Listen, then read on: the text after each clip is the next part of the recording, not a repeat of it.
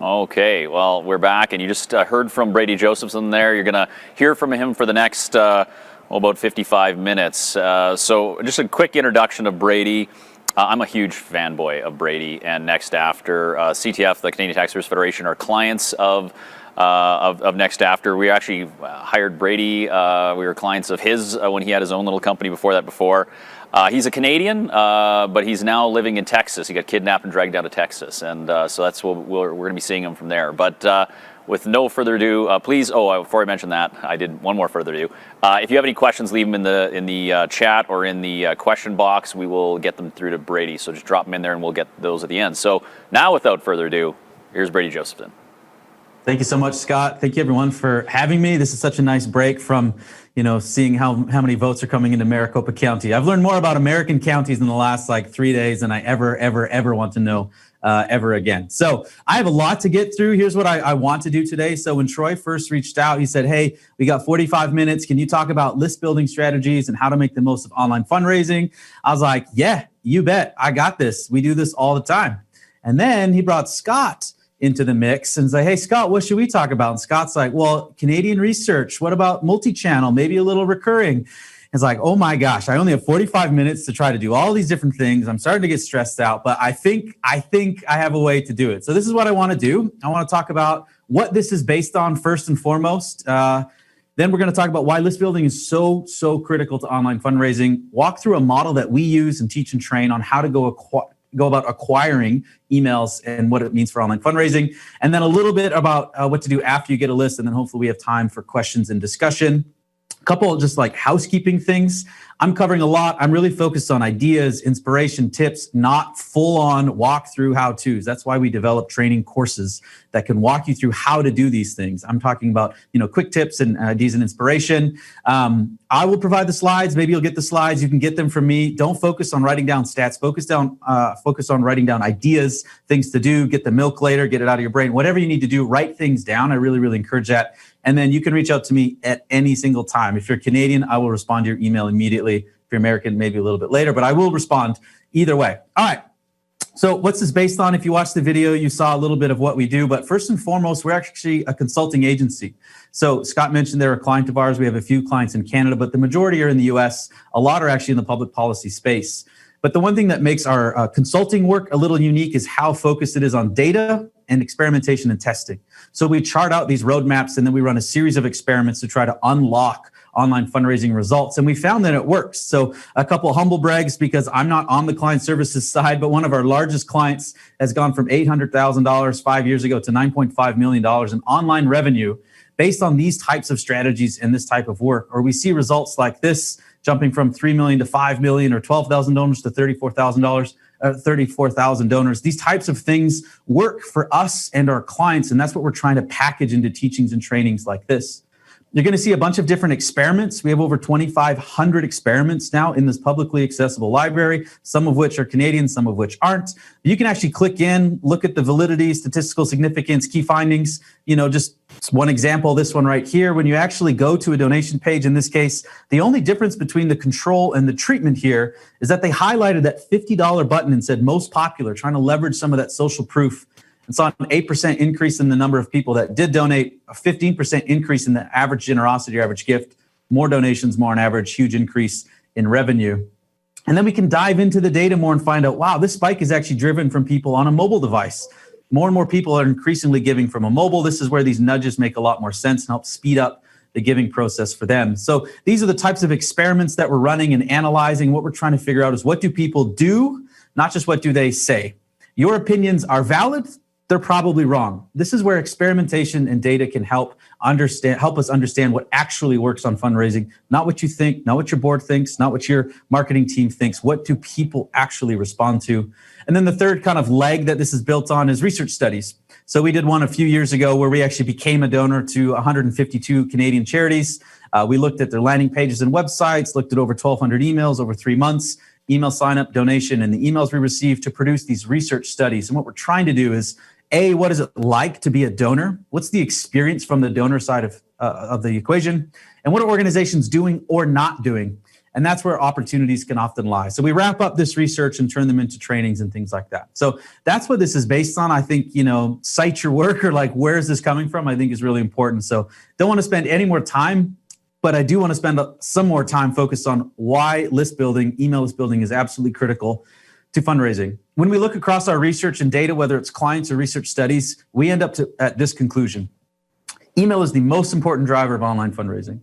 Now, yes, there's some exceptions here and there, but in general, on average, most of the time, email is the most important driver of online fundraising. Now, don't just take my word for it. Here's some little data. We do a benchmark that now has over 100 organizations, but we analyzed 73 different organizations, and we looked at where does revenue come from in terms of their channels. And when we look at revenue by channel, you can see that email is far and away superior to the other channels absent direct.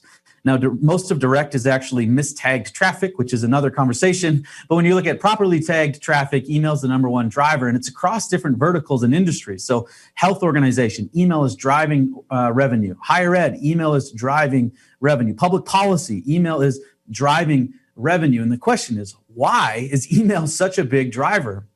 So again, we can look at some data, and we look at higher converting channels when it comes to online fundraising, and look at how high email is, about a 4.5% conversion rate from traffic that comes from email, which is about 160% higher than the next highest channel. So it's an extremely high converting channel. It actually has a solid average gift, and you control the emails. Unlike some search or organic traffic that you have little control over for the most part, you control when you send emails, who you send it to, what the message is. So it leads to this high conversion, high revenue channel. Now, within that, some of the things that make email really important is it's a huge driver for boomer giving.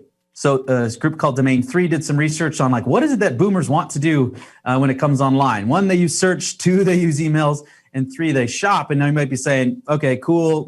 Boomers like this random guy, they use email. Like, who cares? Who wants to market to this guy? It's actually my dad. He's down here visiting right now. So who wants to market to this guy? Well, this is actually a massive opportunity when it comes to online fundraising. When you look at who gives in Canada, 41% of all giving in Canada comes from boomers alone. When you add in civics, we're talking about 60% of all charitable giving come from boomers and above. And when you look at a breakdown of giving by age demographic, it looks like this in Canada. Old to young, the older you are, the more generous you are, pretty much across the board. And here's what's really interesting. Now, that may not be too surprising. Here's what's probably surprising is the same thing is true in online. So when we look at giving demographics for online gifts, we see this over and over and over again. 65 plus, 55, 45, 35, 25, 18.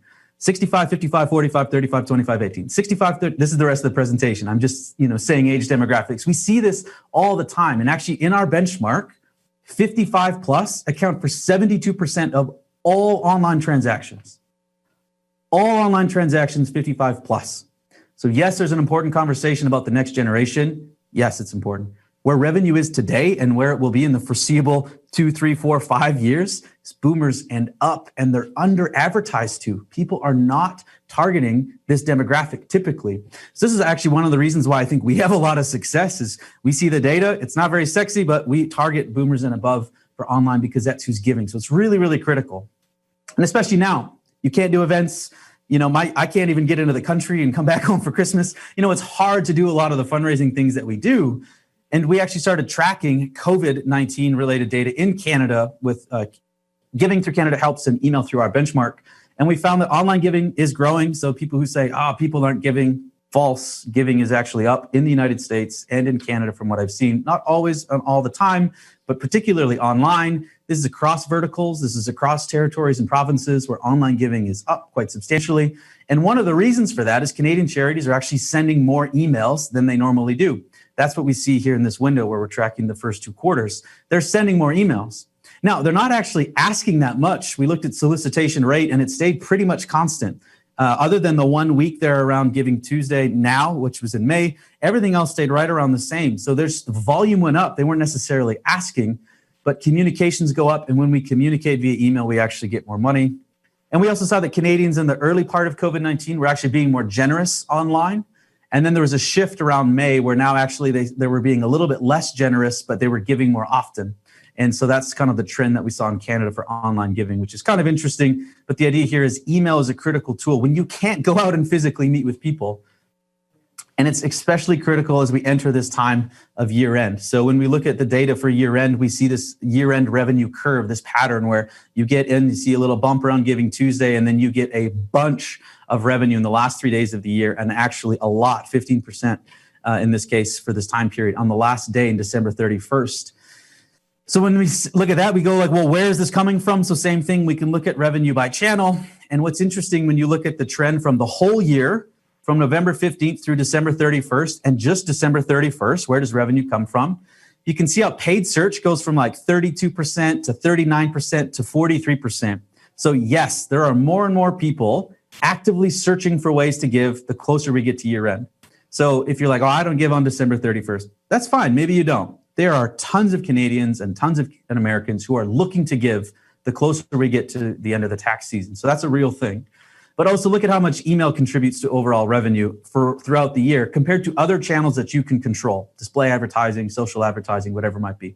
It's not even close. So at this time of year, email is a huge driver. And you might be saying, we don't do a lot online. We're trying to look, but the money's still offline. We found that email helps drive offline revenue. So we look at donors and cohorts, offline only, offline when they get emails, online only, and they give offline and online. People who give only offline, they only send you checks. If they only receive emails, according to our data, at least they're 84% more valuable, and they're more likely to be retained 13% higher just by getting emails. You'll never see them show up as an online donor, but the fact that they receive emails means they're more likely to give offline. So that's like a lot of data coming at you, but this is really, really, really critical to understand how crucial securing emails are to growing online fundraising. And the fundamental, this is an oversimplification of online fundraising, but essentially it is the more quality emails you send, the more engaged people, the more money you raise online. Again, that's not a universal truth, but it's definitely a general truth and something that we subscribe to and teach and train. So the other thing I'm not saying here is I'm not saying get email and just ask and burn out your list, right? That is something that particularly public policy and political groups in the United States are terrible at. We call it scorched earth policy. They just get an email, burn it down to the ground and say, we'll get another one in a few years. Now, that's not a healthy thing, especially for an organization raising money online. It's not about just asking. So what we're doing more and more testing is like longitudinal testing, or how about we just send more non-ask emails? And this one experiment was a 6-month experiment. All they did is send one other email each week with just like a link to a blog post or something like that. 42% increase in revenue, 54% increase in email engagement from sending more emails that did not ask for money. Again, the more that we deliver value and send email communication, the more revenue we get back, even if it's not asking for money.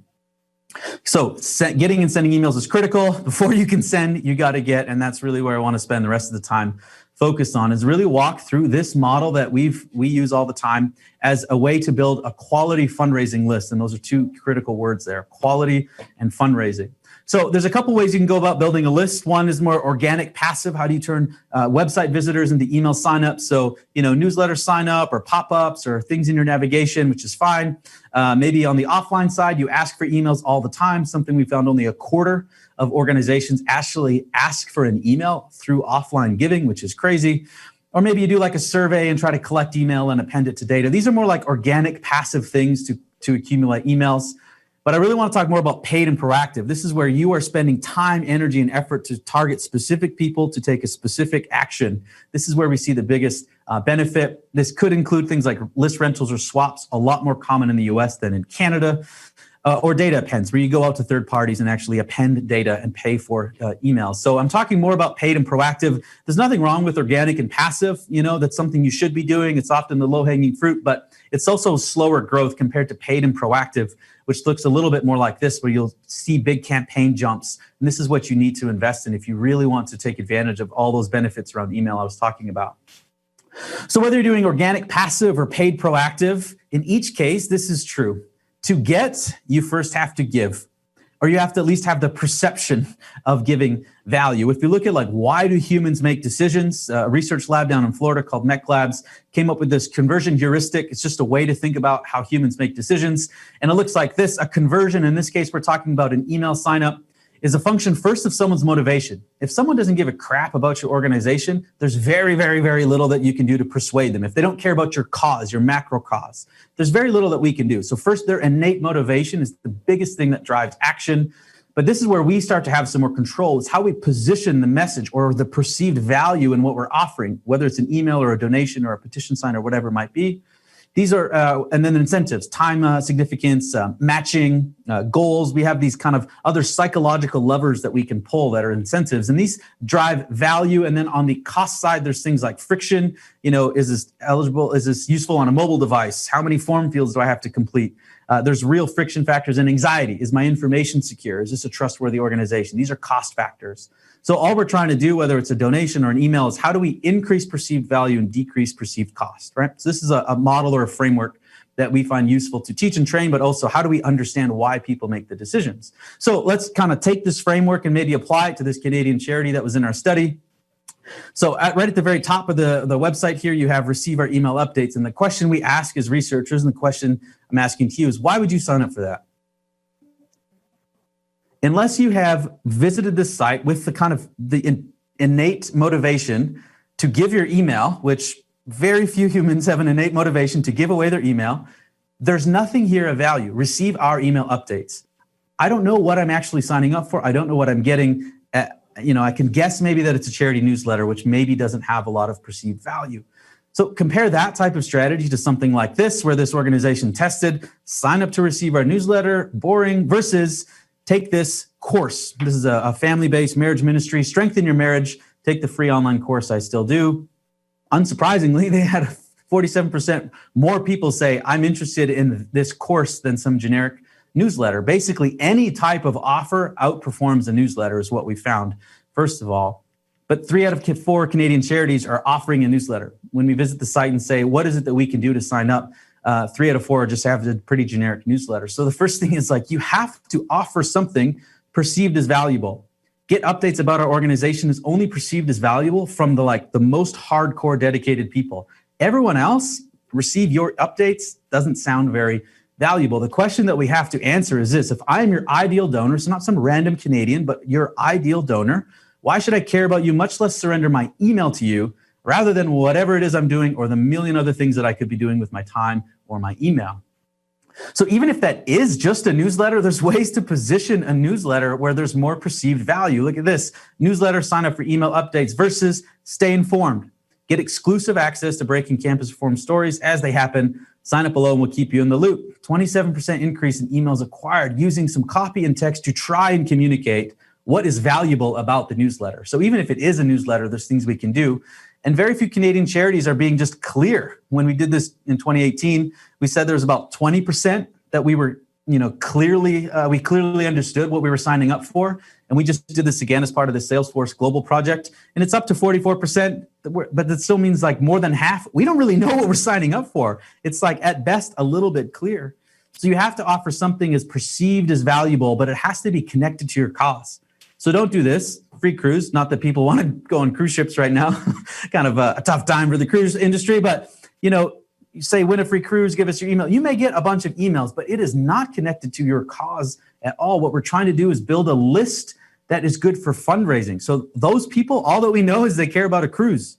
We know nothing whether they actually care about your cause. And now you have this huge gap to traverse from email to connected to your cause. So how we actually acquire the email is important to how we actually acquire the donor. So the types of offers that we suggest and use is a petition, something I'm sure y'all are very familiar with. Also, I say y'all all the time now because it's a very, very handy sentence and people say it a lot. So feel free to take that one back to Canada. Ebooks, content people are interested in, courses. We're actually doing a lot of courses, and it sounds like a lot of work, but it could be just 3 short video series, right? You have public policy experts, you have content, you have resources, you have excellent teachers and trainers.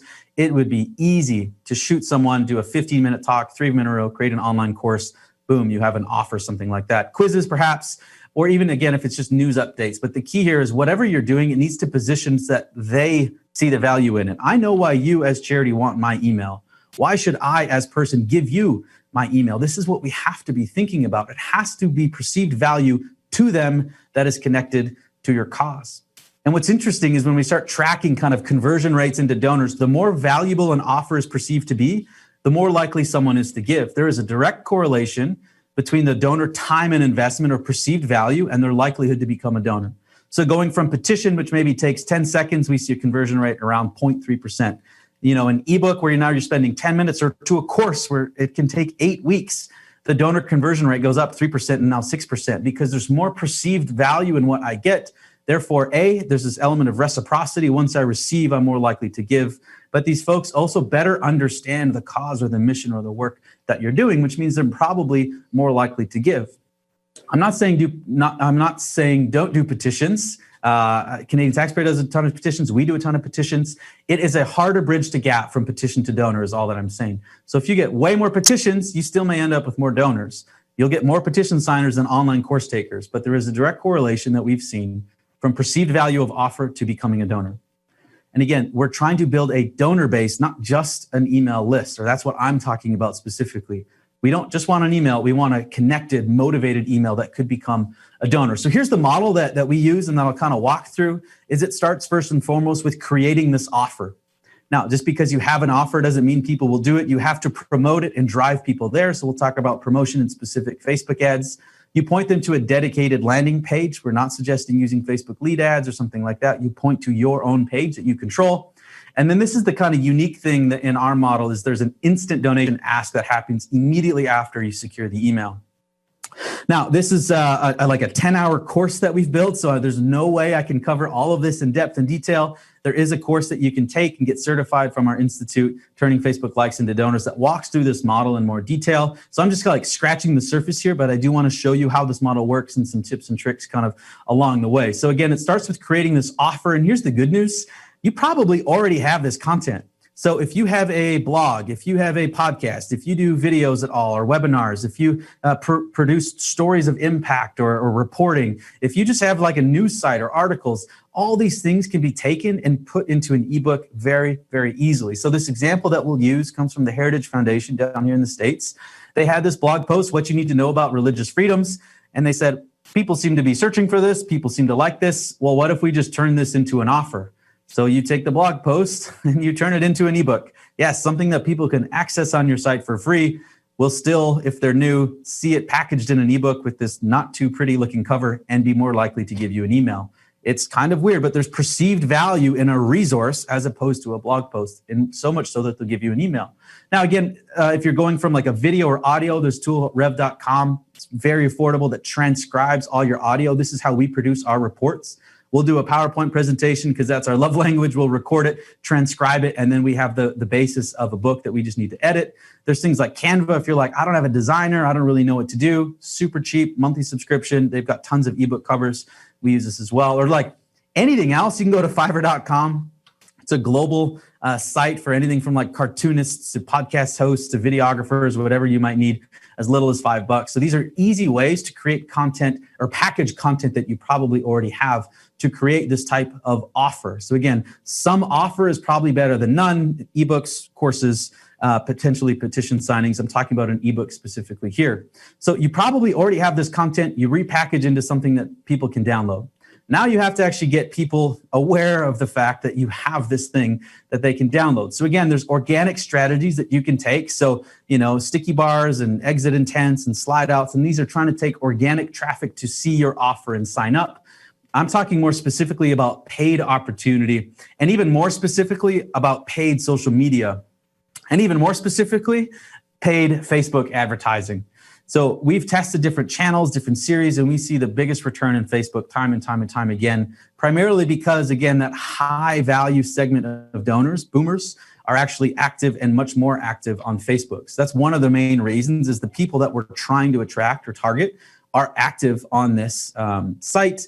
But also the targeting on Facebook is both creepy, but on the marketing side, unbelievable. The things that we can do in terms of targeting folks is quite amazing. So we can actually upload lists and target people that are on lists or maybe have gone off lists. We can actually look at people who visited pages, didn't purchase things, signed a petition or did not sign a petition, signed a petition 3 years ago. You can do these types of things with something called the Facebook Pixel that you can target. And then where there's a real opportunity is the machine learning side of Facebook, where you can say, go find me more people that look like these people. And that's actually an unbelievably powerful tool that saves time and money on the Facebook side. And then if you want, you can do like similar interested organizations. But what we found, at least, is Facebook knows a lot more than we could ever know, for better or worse. The kind of machine learning side of things is actually really, really crazy, where we've just defaulted now to like optimize for purchase or optimize for conversion. And when we've kind of put different kind of information in, we get so much better information out. So this actually experiment is looking at, programmatic targeted ads. So things like, Rand Paul or political figures, or we're trying to find people that maybe believe in these types of organizations or use words like libertarian or whatever it might be. That's kind of the program targeting that used to be the thing that we would do, versus now it's just kind of people who are 25 and up and people who are maybe 25 and up and have made a donation or look like they may make a donation. And you just kind of step back and watch Facebook optimize. And we saw a 67% increase in the likelihood of someone becoming a donor. Revenue was up 28%, email signups are up 10%, and the net cost per donor was down 15%.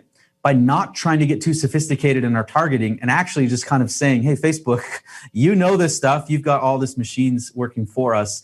Here's what we're looking to do, someone 25 and up, optimize for someone who can make a donation. So again, it's a little creepy, but it's very, very effective. So in terms of creating that ad, you already have the ebook. So it's pretty easy to at least pull from that to create the copy and content for the ad. Again, you need to be thinking about why would the ideal donor choose to click this ad as opposed to something else? So that should inform how you write the ad. A couple things that we've learned along the way in our research library is, one, longer ads typically outperform shorter ads. Maybe counterintuitive. If you're tracking clicks, the shorter ad, the shorter post will often win. If you're able to track through conversions, the longer ad often wins. We see the same thing in email. Shorter email, more clicks. Longer email, more conversions. Again, that's not a universal truth. It's a general finding across our research. But here, this was really the test, right? They had the same type of offer. It took more time to try to communicate the value proposition. They saw a 22% increase in emails acquired. Think about the other thing is you are paying for people to click. Do you want like loosely motivated people or maybe who don't know what they're about to get on the other side of this? No, you want highly motivated people that are more likely to take action. Otherwise, that is costing you money. So maybe take more time in the Facebook ad to communicate why someone should sign up or what they're about to go to on the landing page. And again, this needs to be written for them. Totally different type of organization here, but the control and the treatment, the control is how we often write first drafts in the nonprofit fundraising space, right? We've pulled together the best strategies and activities to help you tame those terrible toddler tantrums. I had one this morning with my 2.5-year-old, so I know that very well, versus how the other one starts out saying, your child is screaming, yelling, hitting, falling on the floor. You probably feel it's this more empathetic view of who is this for and how do we connect with you, instead of it being us-centric. Hey, give us your email because we built this really cool guide, versus what's going on. Your child is screaming, creating the problem through that more empathetic type language, right? It's you language versus we language. It makes a big difference. And we see it time and again, especially in things like ads. So another thing that we've done more experimentation and testing is things that move get more clicks. That's the short of it, basically, when it comes to Facebook ads. So in this case, the video ad image, just something that kind of had some text that moved a little bit. It's more eye-catching. We saw a 36% increase in emails acquired.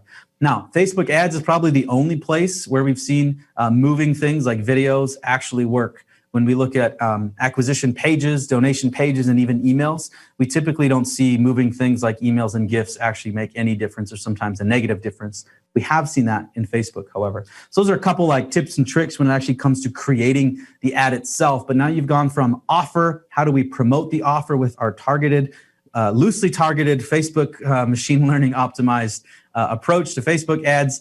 And now you drive someone to a page. This is the email acquisition page. We've developed a few free templates, one specific to what this acquisition page can look like.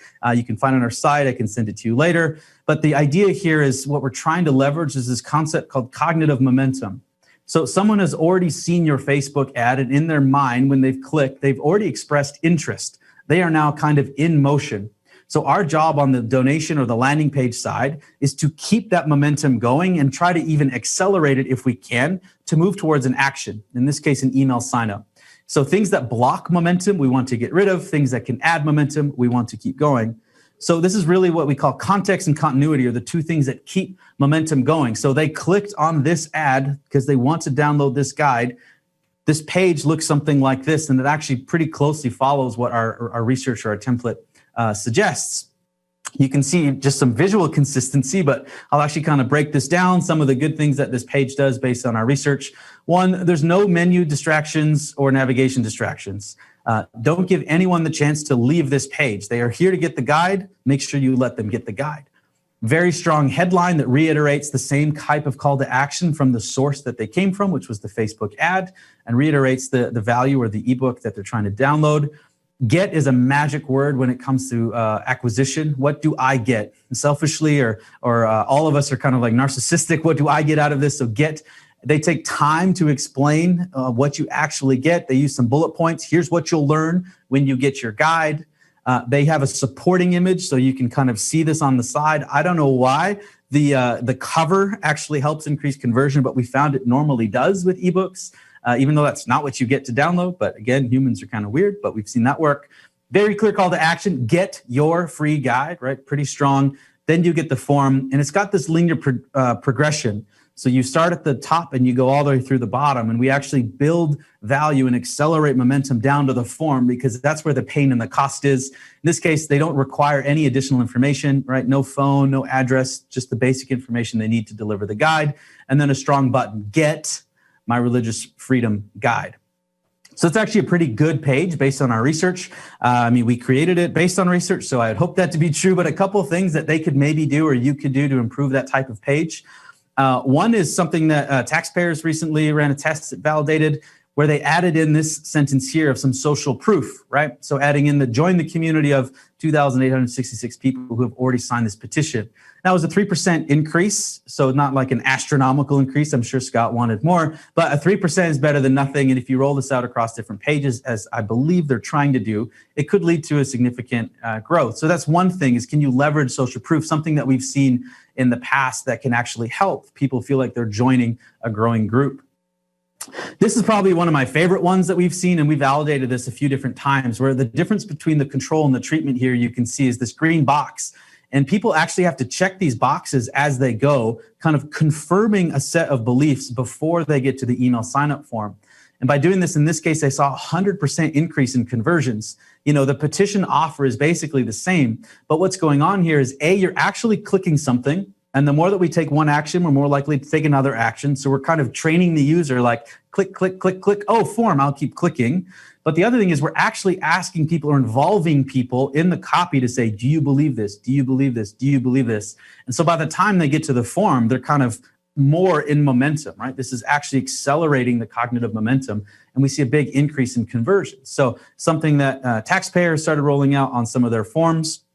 But this is another petition sign-up experiment where one of the challenges with public policy is often it can be written at quite a high academic level. This is actually 10th grade when we put it in something like Hemingway to assess the reading level, which is actually lower than a lot of public policy. Sometimes we'll look at public policy and it's like at a master's degree level or something like that, which is fine for the people that have master's degrees, but for most people, even if they can read at a master's degree level, we don't.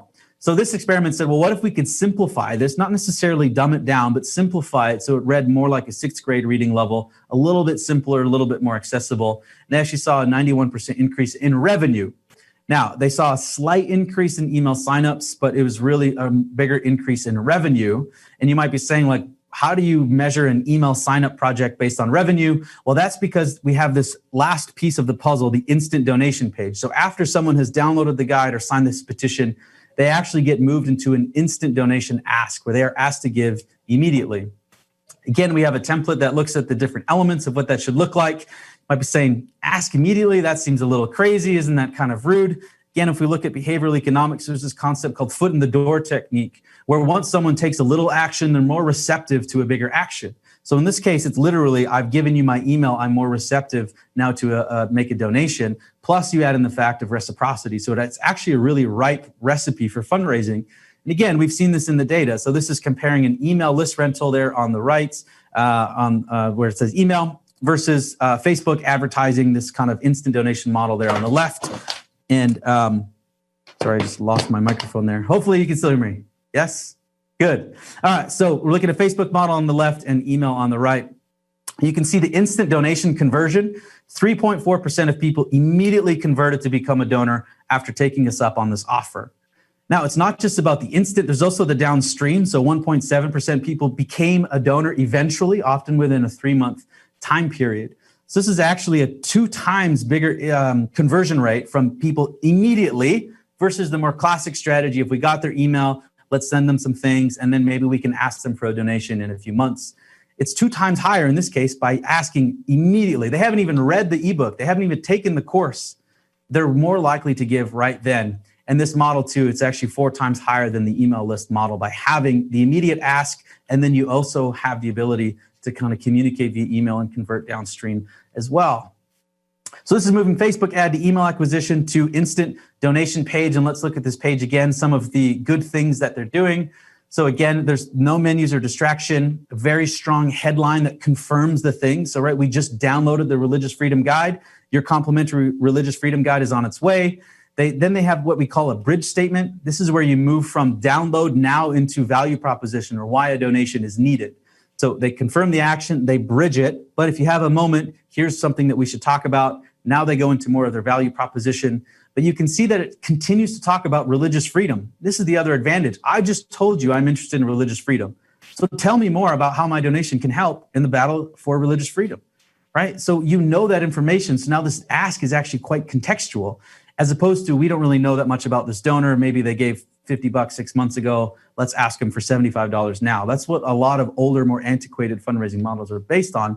Whereas we know you just did this, so let's talk to you about that. Again, no images or videos on this donation page, something we've seen. Strong headline again, right before they get to the form about what your donation will actually do. Limited options on the gift array. Our default, we normally do 3 with a pre-selection in the middle. That's what we start from. It's not saying, again, do this all the time, but that's what they're doing, and that's what we see. No additional required form fields. So phone here is optional. What we found is every required additional form field, you're possibly losing or costing yourself some donors. And then a clear button, make my gifts, not just like something cold and submit. So again, this is a pretty good donation page with some pretty good elements going on. But again, good can be the enemy of great. A few other tips and tricks that maybe they could apply to get an even better instant donation page. One is visually reinforced security. So this here is the only difference between the control and the treatment is where you put in your credit card information, which is where information security is most important. They shaded it green and put that little lockbox. Those are not security features. That has nothing to do with security. It has everything to do with the perception of security. And they saw almost a 10% increase in donations by just adding in a little icon lockbox so people feel like their information is more secure where it matters most. These things can kind of seem benign. And this one, it's just saying, step 1, choose your amount. Step 2, put in your payment information. Step 3, provide your billing information. 31% increase in donations by clearly saying step 1, step 2, step 3. What we found time and time again is like clarity trumps persuasion, and particularly with online donors, especially if you're targeting boomers and ups, as we would suggest that you do, being very, very clear about your information being secure and what you do to complete an email sign up or complete a donation is really, really important.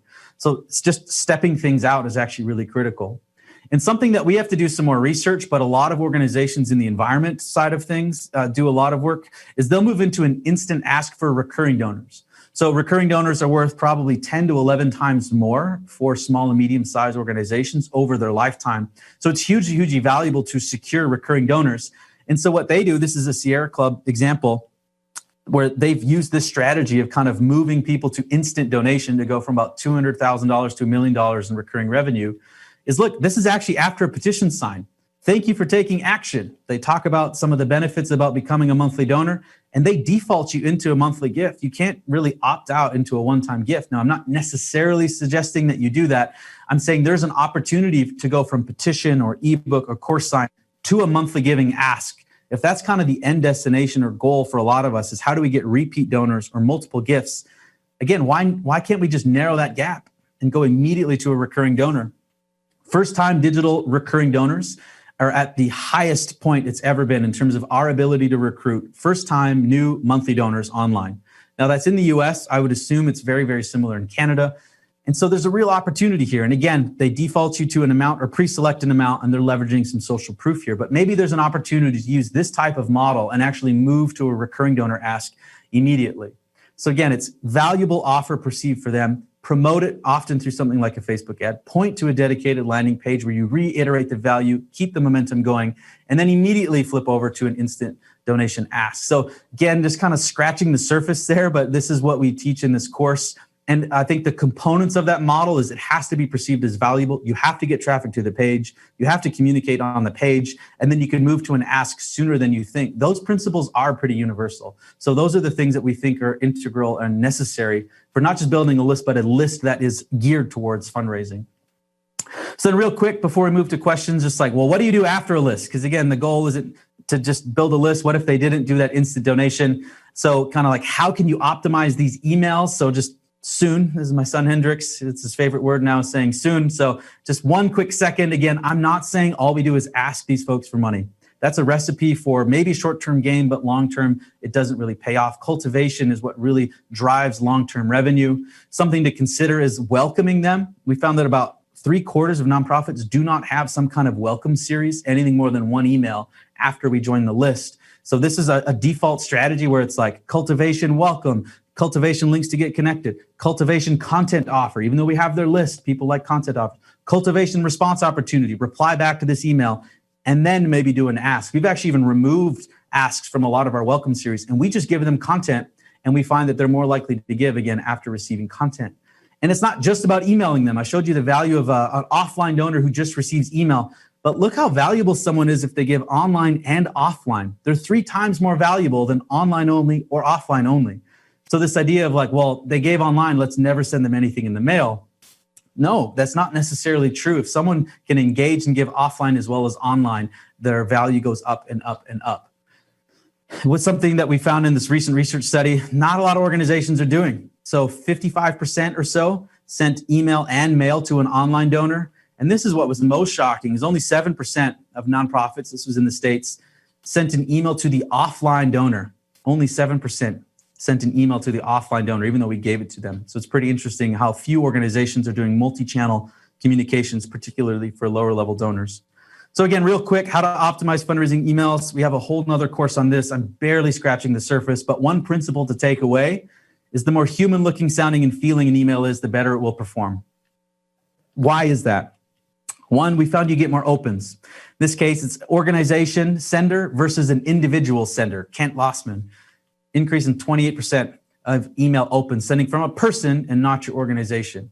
This case, they just said person, comma, organization versus just the person. Remove the organization, 18% increase in email opens. How we process and manage our inbox is normally who an email is from. According to Litmus and Fluent, that's the main way that we actually triage our inbox, not the subject line, who actually sent it.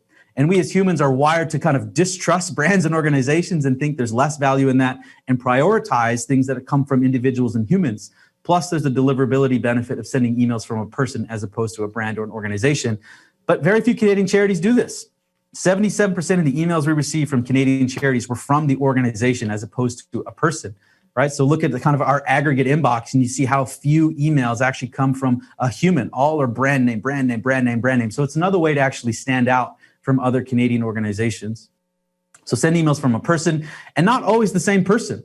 This organization had sent almost all their emails from their president and CEO. They said, well, what if we sent this from a vice president? So that's the only difference here, is this came from Joanne versus Albert.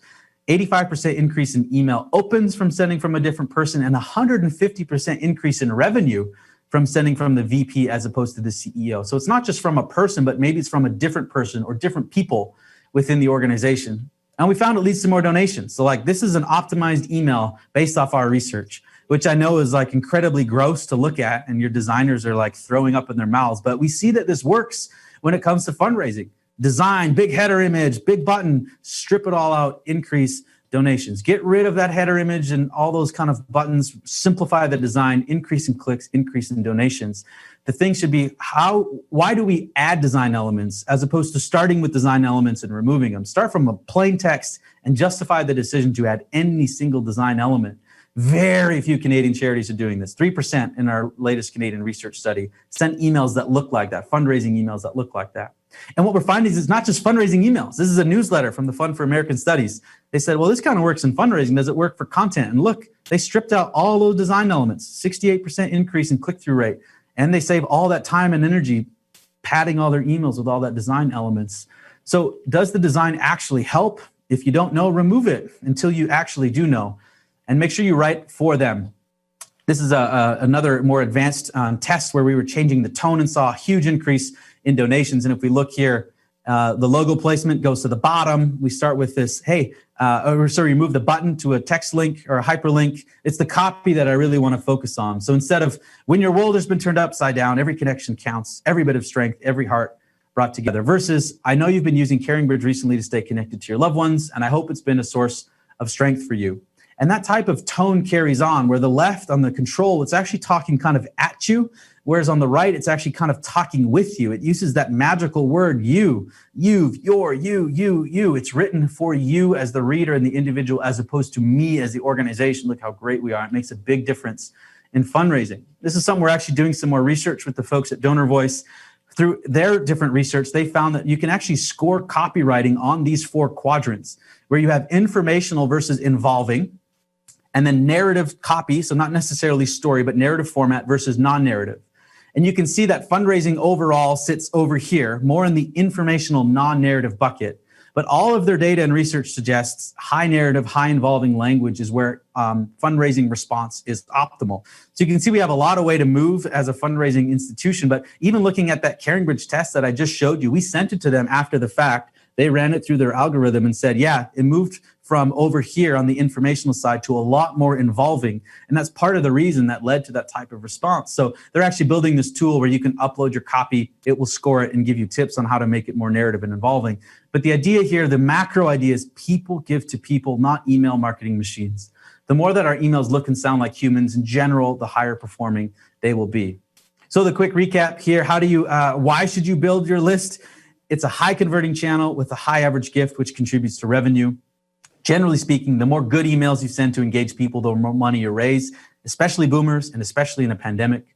You have to offer something of value first and foremost. You have to point people or get some traffic to engage with that offer. And then there's an opportunity to immediately ask for a donation while they've raised their hand and said, I'm interested in this, to move them while they're on your site. And then after you have a list, do more than just ask, have a way to welcome them, and don't just email them. Think about the multi-channel. And again, the more human looking, sounding, feeling the email is, generally speaking, the better it will perform. So if you want to go deeper, I mentioned some of these different resources. Most of them are for free. You can find them at our website, nextafter.com/institute. We created a free year-end training. It's a 3-part video series taking kind of the best of our year-end fundraising research that you can take. It's called the free year-end fundraising accelerator. But we've also listed a year-end fundraising course and research at nextafter.com/year-end. And then if you are looking at kind of going deeper in some of these courses, whether it's email or donation page or Facebook likes into donors, we created a special code Canada, so you get 30% off, and just kind of mitigates the exchange, but it's better than nothing.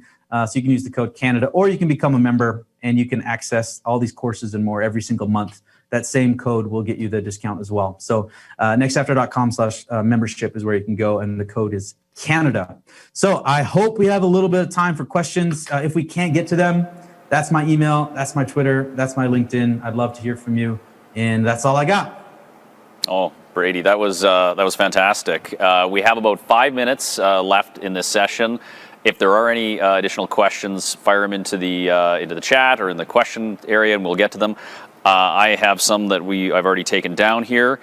So I'm not going to let you off the hook and let you leave early, Brady, because this has been great and very useful. So let me ask you this question.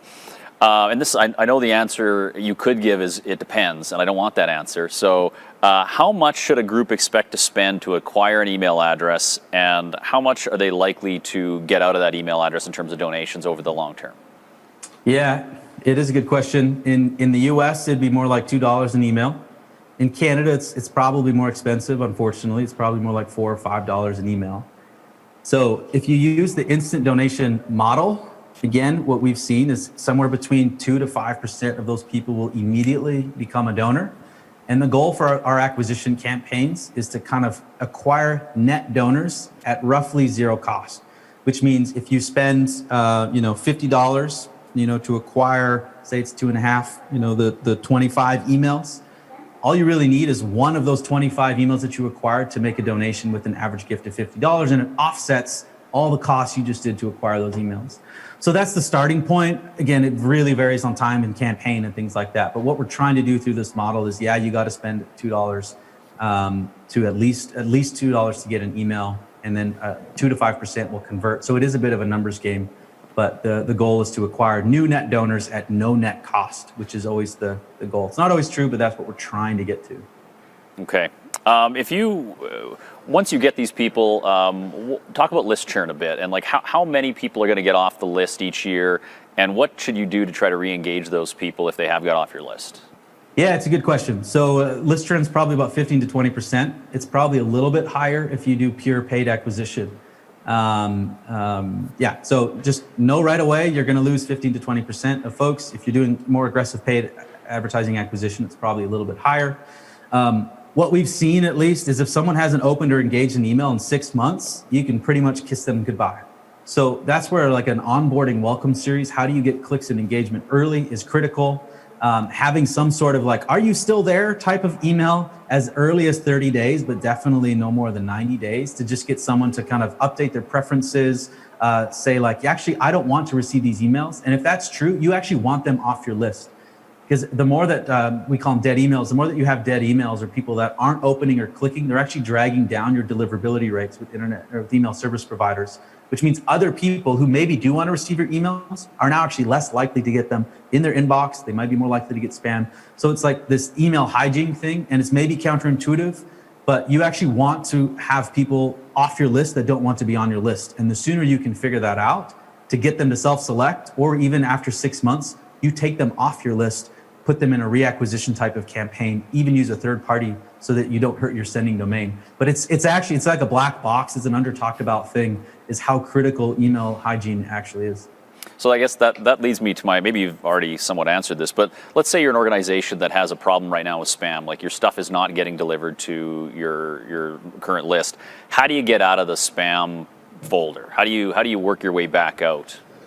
Yeah, so the number one reason why you got into spam was lack of engagement. So moving forward, the thing that you always have to be focused on is engagement. Not even really as worried about unsubscribes. It's how many people are clicking and actually engaging with their emails.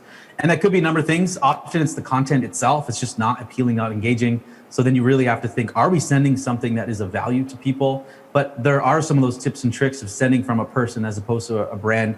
Email service providers are more likely to say this is a valuable email from a person, which more likely to get an inbox, which means it's maybe more likely to get open and clicked. So that's one thing that you can do. Again, sending from a different person sometimes, like we can tune out the same type of sender.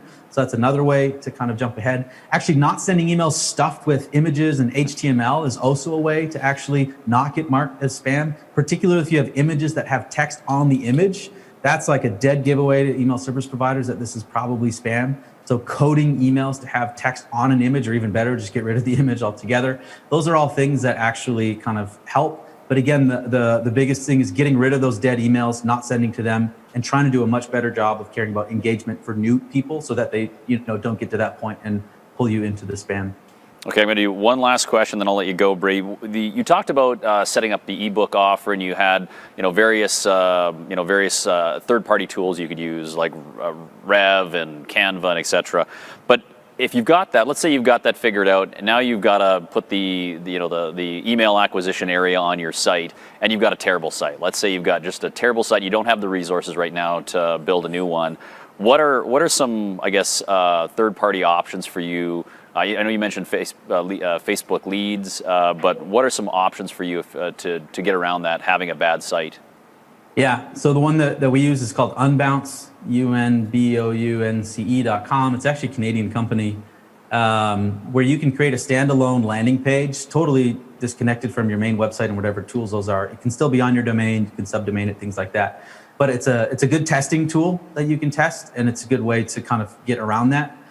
There's other versions of that, like lead pages and things like that. Just we've used Unbounce and like them as a company, although they got acquired, so they're not quite as Canadian as they once were, not as nice, but they're still a good tool. So something like that is one way to kind of get around it. And we do suggest that probably costs more than lead ads. The problem with lead ads is there's a delay sometimes between when you get the information. So that welcome series, that kind of taking advantage of that time right when they take action is tougher. And there's no way to do instant donation ask.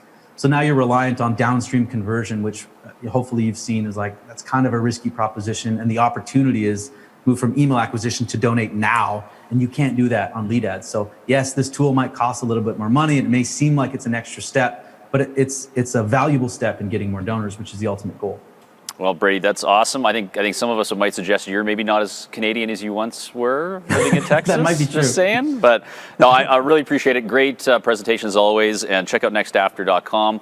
We'll let you go there, Brady. Thank you so much. We're going to be very much. Taking a 5-minute break right now, and we'll be back here with Troy Lanigan introducing our very next speaker.